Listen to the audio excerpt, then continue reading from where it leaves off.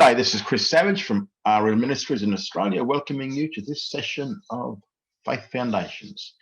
Today, we will be looking at the 8 covenants of the Bible. Well, first part of the 8 covenants of the Bible. And I pray that this will help you in your Christian walk. I pray that it will help you to rightly divide the scriptures.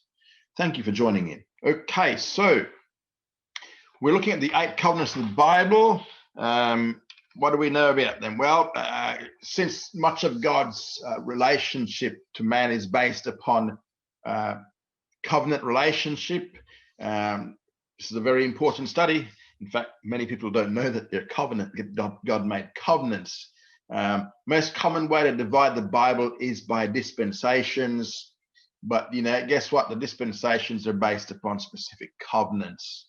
And if we can understand these covenants, it will help us to rightly divide the word of truth. It will help us to rightly interpret the Bible. Sometimes the dispensations come to an end, but the covenants still continue on themselves. What's a dispensation? It's simply just it's a way which God administers His program and His will in the world in a specific period of time. It's just the way He administers it. Okay. Yeah, 2 types of covenants. We have conditional and unconditional covenants. We need to distinguish between these 2 types so we can have a clear picture of what the Bible actually teaches. A conditional covenant, it's a bilateral covenant in which what happens is a proposal of God to man is characterized by the formula like, if you will, then I will, where God promises to grant special blessings to man, providing that man fulfills certain conditions contained in the covenant. If man fails to fulfill those conditions, punishment. So one's response to the covenant agreement can bring either blessings or cursings. And the blessings are secured by obedience, and man must meet his conditions before God will meet his. And 2 of the 8 covenants of the Bible are conditional, and they are the Edenic covenant and the Mosaic covenant. Now, what's an unconditional covenant? An unconditional covenant is a unilateral covenant, and it's a sovereign act of God whereby God unconditionally obligates himself to bring to pass definite blessings and conditions for the covenanted people. And this covenant is characterized by the formula, I will, which declares God's determination to do as he promises. So basically, God makes a promise irrespective of you, and he will fulfill that promise. So blessings in this unconditional covenant are secured by the grace of God. Now, there could be some conditions in the covenant by which God, he makes requests of the covenanted one to fulfill out of gratitude, but they're not of themselves the basis of God's fulfilling his promises. He will fulfill his promises irrespectively. Now, we said we have 8 covenants. 6 of those 8 covenants are unconditional. And that is the Adamic covenant, the Noahic covenant, the Abrahamic covenant, the land or the Palestinian covenant, the Davidic covenant, and the New covenant. The 2 conditional covenants are the Edenic covenant and the Mosaic covenant. Now, so of these 8 covenants, God made 5 of them exclusively with Israel, while the others were made with mankind in general. So only one of those 5 covenants that God made with Israel is conditional, and that is the Mosaic covenant. Remember, so that conditional covenant, God says to them, if you will do this, then I will bless you. If you won't do this, I'm going to curse you. So that's the only conditional covenant with Israel, the Mosaic covenant. The other 4 covenants are all unconditional. So that's the Abrahamic covenant, the land covenant, the Davidic covenant, and the new covenant. Now we need to, 4 things we need to know regarding these unconditional covenants.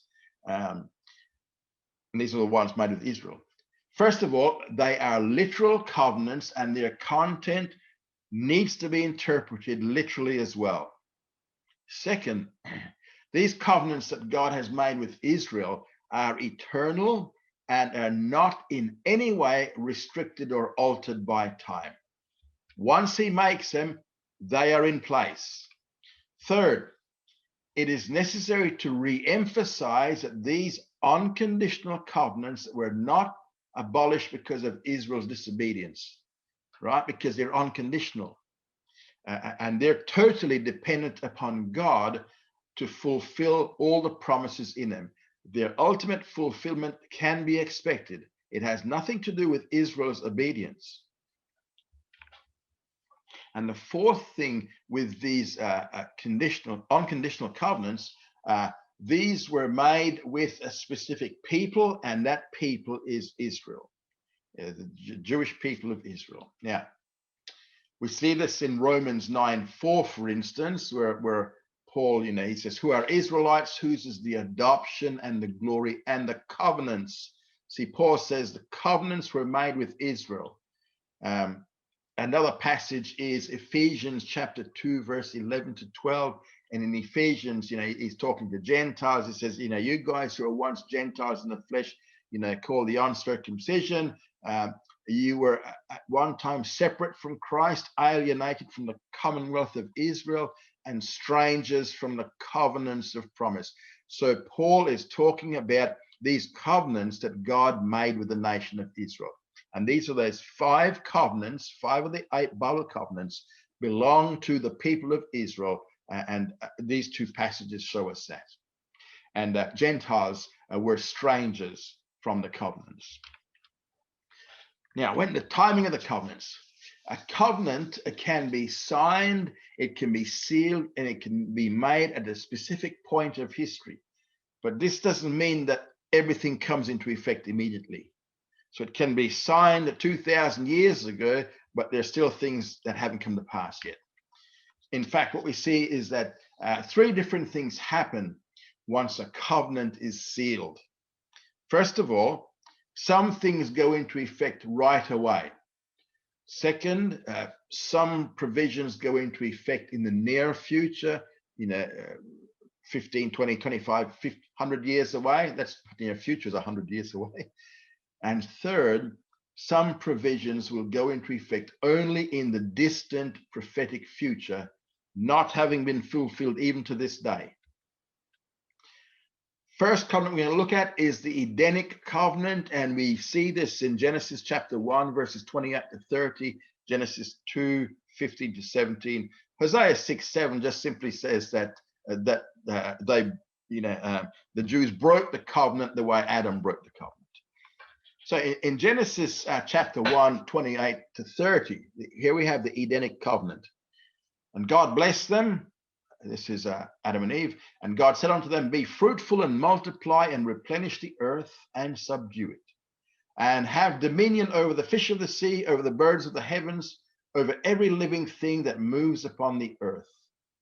And God said, behold, I have given you every herb yielding seed, which is upon the face of all the earth, and every tree in which is the fruit of a tree yielding seed. To you it shall be for food, and to every beast of the earth, and to every bird of the heavens, and to everything that creeps upon the earth, wherein there is life. I have given every green herb for food, and it was so. And in Genesis 2, 15 to 17, Jehovah God took the man, put him into the Garden of Eden to dress it and to keep it. Jehovah God commanded the man, saying, of every tree of the garden you may freely eat, but of the tree of the knowledge of good and evil you shall not eat of it, for in the day that you eat thereof you shall surely die. And then Hosea, the prophet Hosea, simply prophesies. He says, but they, the Israelites, like Adam, have transgressed the covenant. So what he's saying is here that Adam broke the covenant, the Edenic covenant. Now, who participated? There have to be some participants in the covenant. Who participated in the Edenic covenant, the very first covenant? Well, that was made between God and Adam. And Adam now stands as the representative head of the human race. So the actions of Adam are now attributed to the whole of humanity. Now, the provisions, what are the provisions in this covenant? What were the things that were made? We have a total of 7 provisions in the Edenic covenant. First of all, Adam and Eve, man was told to be fruitful and multiply and replenish the earth. And that's in chapter 1, verse 28. So the earth was created for the purpose of being the habitation of man. And the man was created on the 6th day. Man was told to go and populate the earth. So the increase in population is part of his commission. The earth was to be filled with humanity. The second thing we have here is that man was told to subdue the earth. And it's, again, verse 28 of chapter 1. Now, previously, authority over the earth had been given to Satan. And you can check this out in Ezekiel chapter 28, verse 11 to 90. But when Satan fell, he lost his authority over this earth. That's the reason, if you go into Genesis chapter 1, verse 2, it describes the earth as being covered by water and darkness being over the face of the deep. So what happened then was God began to form and fashion the earth anew to make it habitable for man. And this time he was going to give the man the authority over the earth. Man was to subdue it. He was to use the natural resources and energies of the earth that God had provided for it. However, this did not mean that he was allowed to pollute it. The third thing we see in the Edenic covenant was a dominion was given to man over all living things. Now, the earlier provision gave man authority over the earth as far as non-living things were concerned. This provision here now extended man's authority over all living creatures. The entire animal kingdom on the earth, in the air, and in the sea was put under the authority of the man. And the first exercise of Adam's authority was he was the one who named all the animals, all the birds. He named everything. And then we see that in Genesis chapter 2, verses 19 to 20. So by him naming things, he was taking his authority over all the earth. Now, his diet. What was his diet? His diet was vegetarian. And we see this in chapter 1, 29 to 30, and also chapter 2, verse 16 of Genesis. He was to be a vegetarian. There was nothing in this covenant, in the Edenic covenant, that allowed him to eat of the animal kingdom. Although he was to exercise authority over it, no blood of any kind was to be shed. A fifth provision in this covenant, it directed man to dress and to keep the Garden of Eden. And we see this in Genesis 2, verse 15. Even in his unfallen state, man was not to lead a life of, pure leisure. He just wasn't sitting around in the hammock all day. Work was part of the human ethic even before the fall. Man had to work. The difference was, though, that labor was very easy and the land would produce easily. It wasn't toilsome. It wasn't hard work. That was pre the fall. The sixth provision that we see is that man was forbidden to eat of the tree of the knowledge of good and evil. We see this in Genesis 2:17. This is the only negative commandment in the entire Edenic covenant, and it was the one point that was going to test man's obedience. He was free to eat of all the other trees of the garden, but he could not eat of this one specific tree. What was the purpose of this? This was to test him to see how he would respond to the will of God. It was a test of his recognition of and his submission to the will of God. Man was not to assume because he has given authority over the earth and the animal kingdom that he himself was independent of God and exempt from God's law. He had to realize that, hey, I've been given authority over the earth, but God is authority over me. I'm under his authority. Now, the question that raises is, will a man like Satan before him reject God's right to rule and declare himself independent of God? At this time, man was created in a state of unconfirmed creaturely holiness. That means that man was given, at this time, no sin. Man was given the ability of contrary choice. He could choose contrary to his nature. Had man passed this test, his holiness would have been confirmed for all eternity, and he would not have the ability to sin anymore. Unfortunately, he failed. Now, the seventh provision contained in the Edenic covenant, it contained a penalty for disobedience, and that was spiritual death. This can't refer to physical death because man did not die on the very day that he disobeyed the commandment of God. He didn't die physically. So the death spoken of here must be spiritual death. So in the day that he eats of the tree of the knowledge of good and evil, at that immediate time, he will now be separated from God and will die spiritually. That's what spiritual death is separation from God. Now, the status of this covenant, this Edenic covenant was the basis for the dispensation of innocence. We will cover the dispensations in a not too distant future study. Now, we find that Adam broke this Edenic covenant in Genesis chapter 3, verses 1 to 8. Here we see in Genesis chapter 3, verse 5, Satan now, he appeared in the garden as a fallen creature, and he's going to question God's veracity. This shows that man was not created in a perfect universe. Why? Because sin was already in existence, because Satan was already there. But sin was not existent in man at this time. It was only in Satan. So Satan now questions God's motive. And the satanic motive, what's his motive? It was to be like God. He says, I will be like the Most High. So now the devil did his work of tempting man in the same three areas that we see in 1 John chapter 2, verse 16. In Genesis chapter 3, verse 6, Moses writes here, he says, when the woman saw that the tree was good for food, what does this correspond with? This corresponds to the first phrase of 1 John 2:16, the lust of the flesh. The second phrase we see in Genesis 3:6, it was a delight to the eyes, corresponds to the second phrase of 1 John 2:16, the lust of the eyes. And the third phrase of Genesis 3:6 is, it was desired to make one wise. Corresponds again to the second phrase of 1 John 2:16, the vainglory or the pride of life.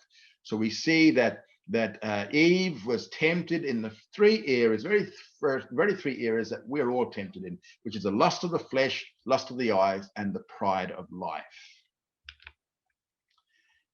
Eve was beguiled. She was deceived. She was duped. Eve gave into the temptation and she disobeyed the one negative commandment that they were given. We actually see in 2 Corinthians 11:13 and 1 Timothy 2:14 where Paul writes that the serpent beguiled Eve in his craftiness.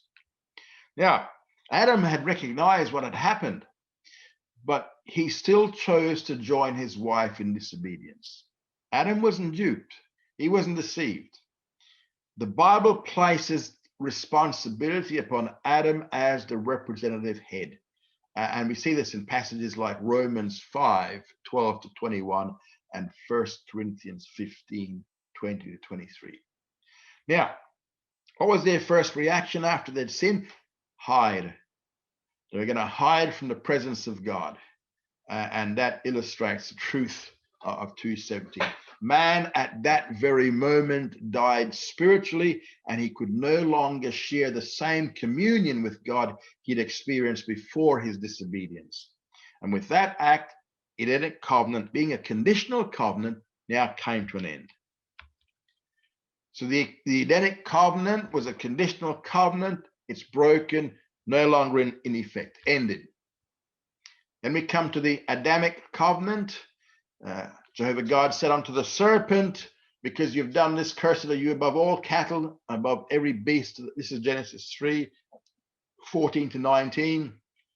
Cursed are you above all cattle, above every beast of the field. Upon your belly shall you go, and dust shall you eat all the days of your life.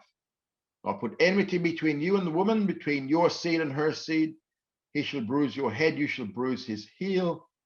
Unto the woman he said, I'll greatly multiply your pain and your conception. In pain you shall bring forth children, and your desire shall be to your husband. He shall rule over you. And unto Adam he said, because you have hearkened unto the voice of your wife, and have eaten of the tree of which I commanded you, saying, you shall not eat of it. Cursed is the ground for your sake. In toil shall you eat of it all the days of your life. Thorns also and thistles shall it bring forth to you, and you shall eat the herb of the field. In the sweat of your face shall you eat bread till you return unto the ground, for out of it were you taken. For dust you are, and unto dust shall you return. So here we see the participants in this Adamic covenant, God and Adam. We see both of them here. Again, Adam is representing the whole human race. So the judgment of Adam is now the judgment of all humanity. God individually now addresses the serpent, Satan, Eve, and Adam, all four. So what we see here is Genesis 3:14, which we just read. We see here that there are three provisions concerning the serpent. Now, first of all, it says that he is cursed above all other creatures of the animal kingdom. All creatures now fall under a curse, but there is a special curse upon this one member of the animal kingdom. Normally, an animal is not held morally responsible for its actions. However, if it causes any harm to man, then it is held responsible. And we see that in Genesis 9:5. Animals were created for the benefit of man. And when this principle is violated, it then incurs the judgment of God. The second thing we see addressed to the serpent is it is going to crawl on its belly. So this shows us that originally the serpent moved in an upright or an erect position. This led to the debate whether or not the serpent originally had legs. That's not the question. That's an irrelevant question. What we need to know here is that in place of moving erectly, the serpent is now going to crawl on its belly. And third, it says the dust shall be the serpent's food. Reptiles don't eat dust. You need to understand where it says that you shall eat dust. It's simply a Hebrew idiom meaning to be especially cursed. And if you want to check it out in Micah chapter 7:17. And this curse will continue to be there even in the Messianic kingdom, because you can see that in Isaiah 65:25. He's still crawling in his belly, still eating dust. Now, in relation to Satan, we see in Genesis 3:15, and this is where there's enmity between the woman and Satan, and between the woman's seed and his seed. He shall bruise thy head, thou shalt bruise his heel. So we have here, there'll be perpetual hatred between Satan and the woman. And second, this hatred was to culminate between Satan's seed, the Antichrist, and the woman's seed, the Messiah. Third thing we see regarding Satan, the serpent would bruise the heel of the woman's seed. When did this happen? At the crucifixion. Fourth, this is the first prophecy actually of the Lord's victory over Satan. And it goes on to say here that the woman's seed will crush Satan's head. This occurred initially with the resurrection, and you can check it out in Hebrews 2:14-15. But the final crushing of Satan was still future when Paul wrote Romans 16:20. When is it going to come? It's going to come when Satan is cast into the lake of fire in Revelation chapter 20, verse 10. Main point of this prophecy here is that the Messiah would be the seed of the woman. And this actually goes against a biblical norm that teaches that the genealogy is traced through the line of the man, not the female line. The reason for this exception, you won't find out until centuries later in Isaiah chapter 7, verse 14, where it reveals that the Messiah would be conceived and born of a virgin. So the prophecy here of Genesis 3:15 led to the events of Genesis 6:1-4, when Satan tried to corrupt the seed of the woman, and will lead to the future supernatural conception of the Antichrist. Now, in relation to the woman, he says, even all womanhood were made subject to three provisions. First of all, there would be multiplication of menstrual pain and conception.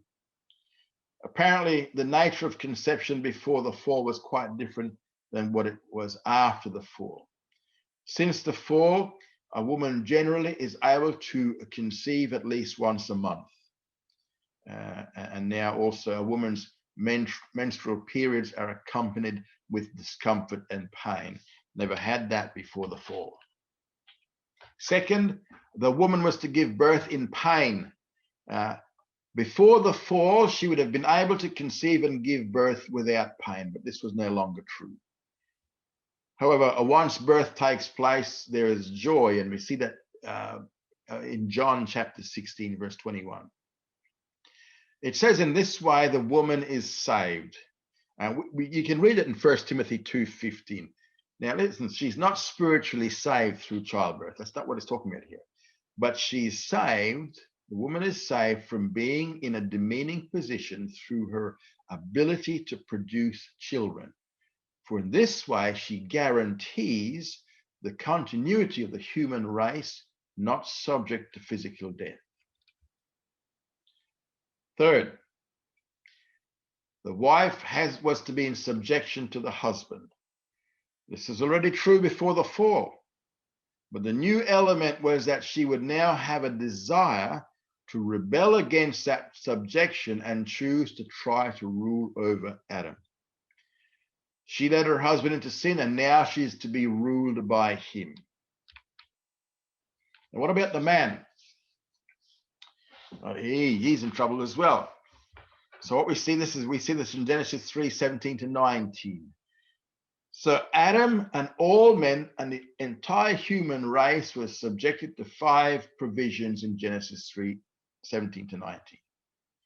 First of all, because Adam stands as the representative head of the entire human race, the judgment on Adam is the judgment on the whole human race. It is Adam, not Eve, who is held responsible for the human condition. Unto Adam he said, because you have hearkened unto the voice of your wife and has eaten of the tree of which I commanded thee, saying, thou shalt not eat of it. So God held Adam responsible. Now, the second thing regarding Adam, what we see here now is that the earth is now cursed. Working was not something new with the Adamic covenant. It was already in the Edenic covenant. But what we see here the difference here is in how the earth responds to that work. Under the Edenic covenant, the earth was to respond readily to man's working and tilling. It would produce easily. But now the entire earth would not respond so easily, because there's now going to be thorns, bristles, and weeds. And have a look in Romans chapter 8, verse 20-22. You see there that creation itself is subjected to vanity. Creation is in bondage of corruption. It's waiting to be liberated. So the whole creation groans and travails in pain until now. Why? Because it too is under the curse. Diet, vegetarian again. You shall eat the herb of the field. So what we see, just as in the Edenic covenant, it's still vegetarian. It is not clear if the same was true for the animal kingdom. It doesn't say the animal kingdom. Under the Edenic covenant, all animals ate fruit and veg. Animals were used for dairy products, wool for clothing and sacrifices, but not for eating. In the sweat of thy face shalt thou eat bread till thou return unto the ground. For out of it wast thou taken, for dust thou art, unto the dust thou shalt return. So man's work was now to be characterized by hard labor. Working conditions under the Edenic covenant were easy, they were simple, it was a joy to work. Now, sweat was to characterize the work of man, and labor was to be hard and toilsome. And fifth, we see that physical death was now introduced. Under the Edenic covenant, man died spiritually. Under the Adamic covenant, man would ultimately die physically. And we see that, you can see that in Romans 5:12-21. So far, there have only been two exceptions to this rule. That's Enoch and Elijah. Both of those did not die. And we're going to see that there'll be others in the future anyway at the rapture. So with this Adamic covenant, it became the basis for the dispensation of conscience. It's an unconditional covenant, so it's still in effect today. The Noahic covenant, we see this in Genesis chapter 9, verses 1-17. Participants in this covenant, it's Noah and God. Now here, Noah stood as the representative for the entire human race. Now, as a result of the flood, not only is all humanity descended from Adam, but also from Noah. Provisions of the covenant, first of all, in chapter 9, verse 1, it says, "And God blessed Noah and his sons and said unto them, Be fruitful and multiply and replenish the earth." And 9, verse 7, "And you be fruitful and multiply, bring forth abundantly in the earth and multiply therein." So what we see here is that man was to repopulate the earth. With the exception of 8 people, the entire human race was destroyed by the flood. Man had vastly increased in numbers, but the wickedness of man was great in the earth. And you can check that out in Genesis 6, verse 5. So what God did was he brought about a universal judgment upon the earth. After the flood, earth was pretty much empty again, bar 8 people. And that's where the whole population started from again. Just as with the Edenic covenant, man was again now commissioned to repopulate the earth. But the command to subdue the earth is not repeated, just to populate it. With man's fall, he lost authority and Satan usurped it. So Satan is the prince of this world. And we see that in John chapter 12, verse 31. And he is the God of this world. We see that in 2 Corinthians 4, verse 4. Satan has the authority over all the kingdoms of this world, and he can offer them to whomsoever he will. And in fact, he made that offer to the seed of the woman, Jesus, who turned it down. He's going to offer it again someday to the seed of Satan, the Antichrist, and he is going to accept it. And you can check that out in Revelation chapter 13, verses 1-3. And this is, now we see the animals are going to be fearful of man. The fear of you and the dread of you shall be upon every beast of the earth and upon every bird of the heavens, with all wherewith the ground teemeth, and all the fishes of the sea into your hand are they delivered. So now the fear of man is now put into animals, and man was to dominate them. While man had lost authority over the earth, he was still to dominate and have authority over the animal kingdom. And for this reason, the fear of man was now placed in animals.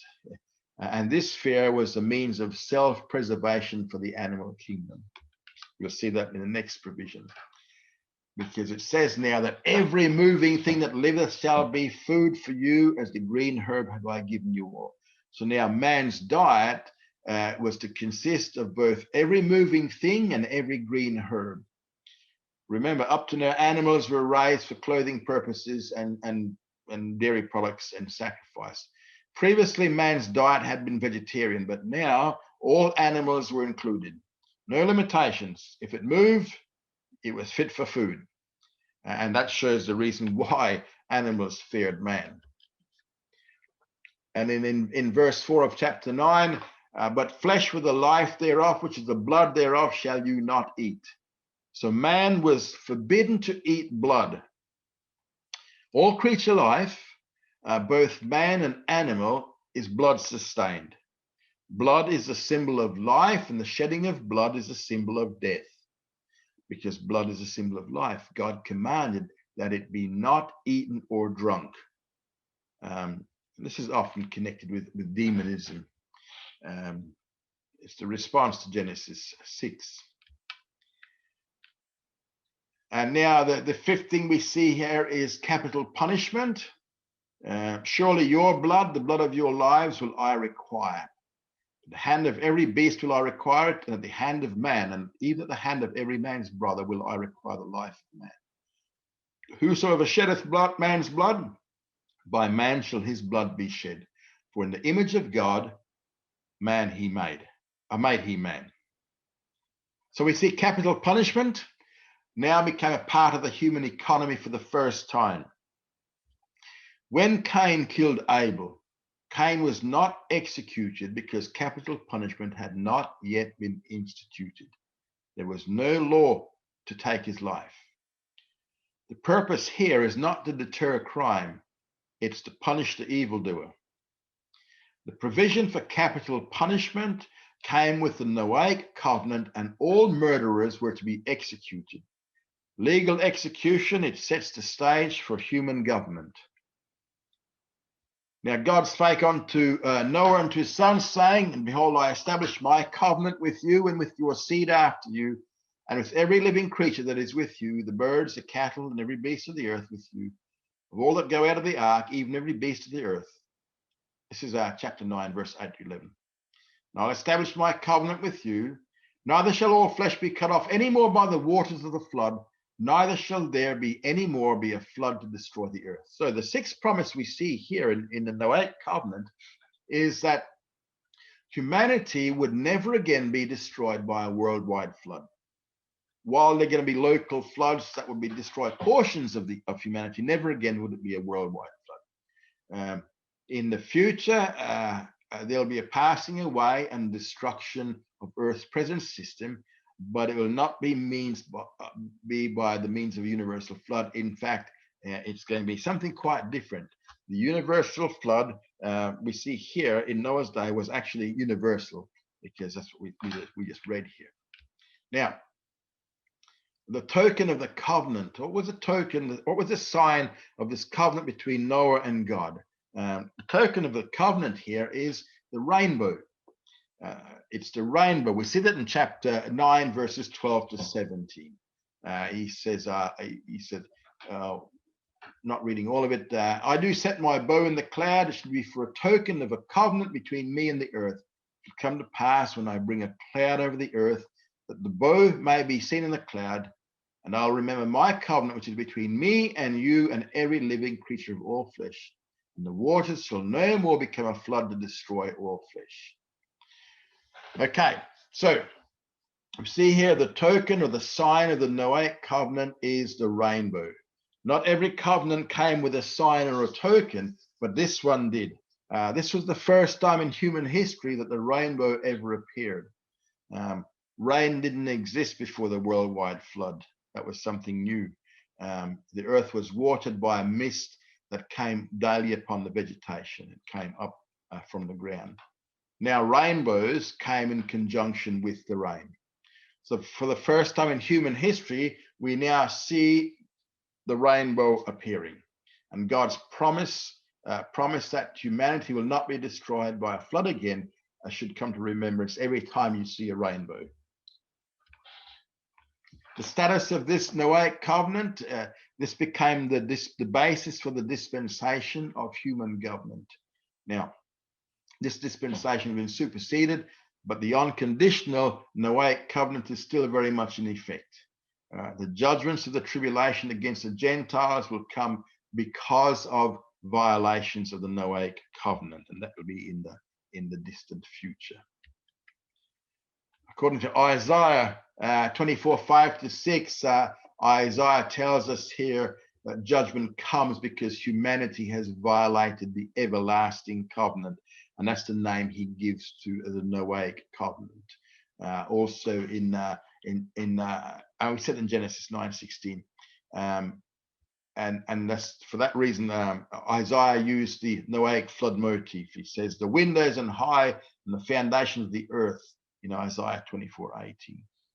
But next time, what we're going to see is God will destroy the masses. How? Not by water, but by fire. Isaiah 24:5. It says there that he broken the everlasting covenant, which was a Noahic covenant. Okay, and they're going to be burned. So that's burned is not by water, but by fire. Abrahamic covenant. What we see here now is the Abrahamic covenant. We see that in 5 passages in Genesis. We'll have a look at 3 of them. Genesis 12:1-3. Now Jehovah said unto Abraham, get you out of your country and from your kindred and from your father's house unto the land that I will show you, and I'll make of you a great nation, and I'll bless you and make your name great, and be you a blessing. And I'll bless them that bless you, and him that curses you I will curse. And in you shall all the families of the earth be blessed. And in Genesis 12:7, Jehovah appeared unto Abram and said, unto your seed will I give this land, and there buildeth he an altar unto Jehovah, who appeared unto him. And then in Genesis 13:14-17, Abraham, and God's talking to Abraham, and Jehovah said unto Abraham, after that Lot was separated from him, he says, lift up now your eyes and look from the place where you are, northward and southward, eastward and westward. For all the land which you see, to you will I give it, and to your seed forever. And I'll make your seed as the dust of the earth, so that if a man can number the dust of the earth, then may your seed also be numbered. Arise, walk through the land in the length of it and in the breadth of it, for unto you will I give it. The other 2 passages, which is Genesis 15:1-21 and Genesis 17:1-21. Too long to cover in this session. Emphasis on Genesis 15 is threefold. Abraham would father one nation in particular. He'd father many nations in general. And then the third thing, God signs and seals the Abrahamic covenant, and he spells out the exact borders of the Abrahamic covenant as extending from the river of Egypt in the south to the great river Euphrates in the north. And the signing of this is in Genesis 15. The signing of this was done in such a way that it rendered the covenant unconditional. That's Genesis 15. Genesis 17, the token of the covenant, physical circumcision on the 8th day of a boy's life. Remember, the rainbow was a token or the sign of the Noahic covenant. Circumcision on the 8th day is the sign of the Abrahamic covenant, or the token of the sign.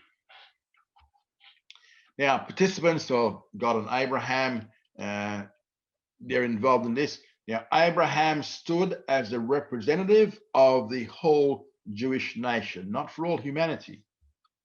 That was Noah before. The provision of the covenant here, we drag these out of those passages that we mentioned before. There are 14 provisions in this covenant. A great nation was to come out of Abraham, and that's the nation of Israel. He was promised a land, specifically the land of Canaan. Abraham himself was to be greatly blessed, and we see these in all these passages there. Fourth, Abraham's name would be great, Genesis 12:2. Abraham would be a blessing to others, Genesis 12:2. Those who bless Israel will be blessed, Genesis 12:3. Those who curse Israel will be cursed, 12:3. In Abraham, all will ultimately be blessed. Abraham would receive a son through his wife Sarah. 10th, his descendants would undergo the Egyptian bondage. We see that in Genesis 15:13-14. 11th, other nations as well as Israel would come forth from Abraham, Genesis 17. Arab states are some of those nations. 12th, his name was to be changed from Abram, meaning exalted father, to Abraham, meaning the father of a multitude. We see that in Genesis 17, verse 5. 13th thing we see is that Sarai's name, Sarai means my princess, was to be changed to Sarah, meaning the princess. See that in Genesis 17:15. 14th, as we said before, circumcision was to be a token of the covenant, and we find it in Genesis 17:9-14. Now, according to the Abrahamic covenant, circumcision was to be a sign of one's Jewishness. However, practice of circumcision did not begin with Abraham, since others in the ancient Near East practiced the ritual either at birth or at puberty. The uniqueness of Jewish circumcision, though, is not the act, but it is actually the timing of the act. It's on the 8th day. So circumcision would show this to be a blood covenant, and it's now emphasized its solemnity. It would also show that this sign of Jewishness is now passed on through natural generation. Now, what are the provisions? We're going to see them in 3 areas: to Abraham, to the seed Israel, and to the Gentiles. To Abraham, what do we see? Abraham was to be the father of a great nation, Israel. He was to possess all of the promised land. Other nations, including the Arab states, were ultimately to descend from Abraham, and many of his descendants would become kings, both Jewish and non-Jewish kings. Abraham was to receive personal blessings. He was also to be a blessing to others. His name was to become great, and so it is great. It's especially amongst Jews, Muslims, and in all Christendom. Now, provisions to the seed, Israel. The nation of Israel was to become great. It was ultimately to become innumerable. It was to possess all of the promised land. It was to receive victory over its enemies. The fact that the promises here were made to both Abraham and to his seed shows that these blessings have not yet received complete fulfillment, but they await the Messianic kingdom. Now, what's he say concerning the Gentiles? The Gentiles will be blessed for blessing Israel and cursed for cursing Israel. Also, they were to receive special blessings, but ultimately these special blessings will come through one specific seed of Abraham, and that is the Messiah. When we see seed, absolute singular, it's the Messiah. When we see seed, collective singular, it's the people of Israel. Abrahamic covenant contains both physical and spiritual promises. While the physical blessings were limited to the Jews only, so all the physical blessings are for the Jews only, the spiritual blessings were to extend to the Gentiles, but only through the Messiah. Now, the Abrahamic covenant, it's the basis for the development of other covenants. If you just pull it apart a bit, in its basics, the Abrahamic covenant contains 3 aspects. It contains the land aspect, the seed aspect, and the blessing aspect. The land aspect we're going to see developed in the land covenant. The seed aspect we're going to see developed in the Davidic covenant. The blessing aspect is presented to us in the new covenant. Now, the confirmation of the covenant. People say, well, when Abraham died, that was the end of those promises. Well, not so, because the Abrahamic covenant was confirmed through Isaac. Abraham had 8 sons by 3 different women. And the question arose, through which son would the Abrahamic covenant be confirmed? And God revealed that it was to be only through Sarah's son Isaac. And here, God's appearance to Isaac, we see in Genesis 26, 2-5. And Jehovah appeared unto him and said, go not down into Egypt, dwell in the land which I shall tell you of. Sojourn in this land, and I'll be with you and will bless you.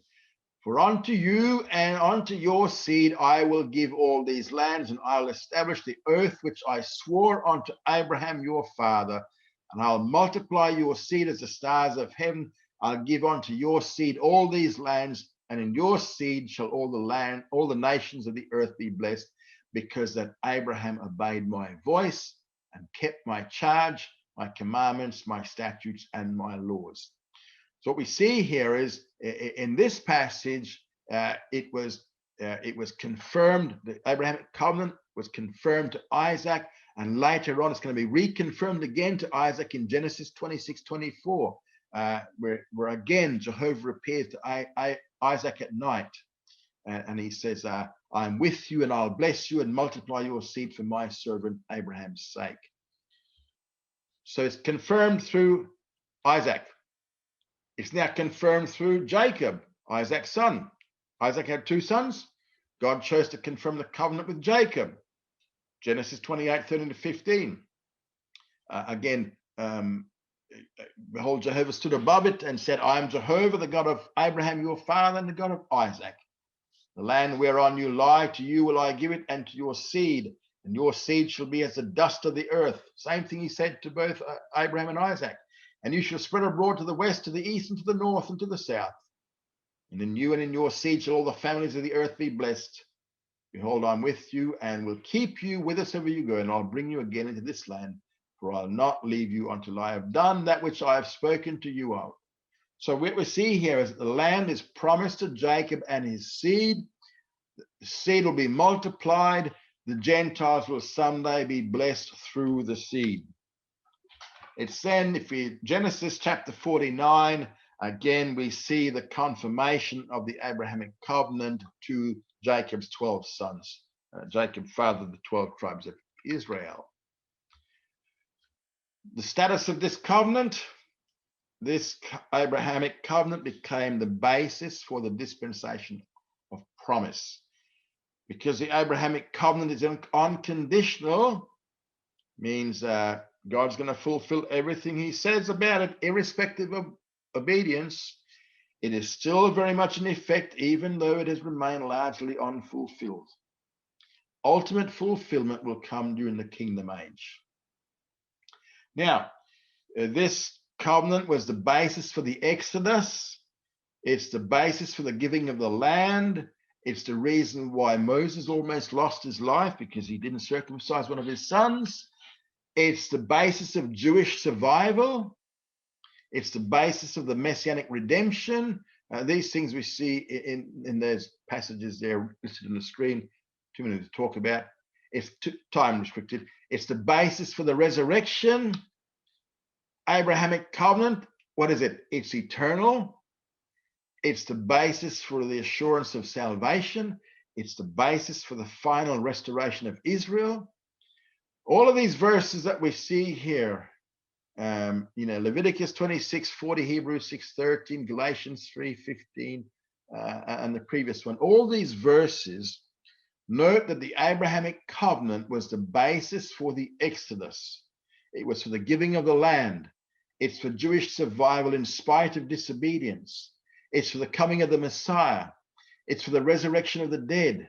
It's for Israel's final redemption and restoration, all bound up in this Abrahamic covenant. Abrahamic covenant here, what we see here, it's a very good example of what we said earlier on, that the covenant could be signed and sealed at a specific point in history, a point of time in history, but not every provision goes immediately into effect. But what we see here is three different things happen. Some of the things went into effect right away. We had the change of names, for instance, Abraham to Abraham, Sarai to Sarah, and we had circumcision. They went into effect straight away. Some went into effect in the near future, for there was a 25-year wait for the birth of Isaac, and there was a 400-year wait before the conquest of the land, the promised land. So some provisions go into effect in the prophetic distant future, such as the settlement of all the promised land, which up until today has not been fulfilled. So this is still future. The Abrahamic covenant, it is unconditional, it is still in effect, but it is largely unfulfilled. And that's it for today. Next time we will look at the Mosaic covenant in one complete lesson. Okay, there are our contact details there.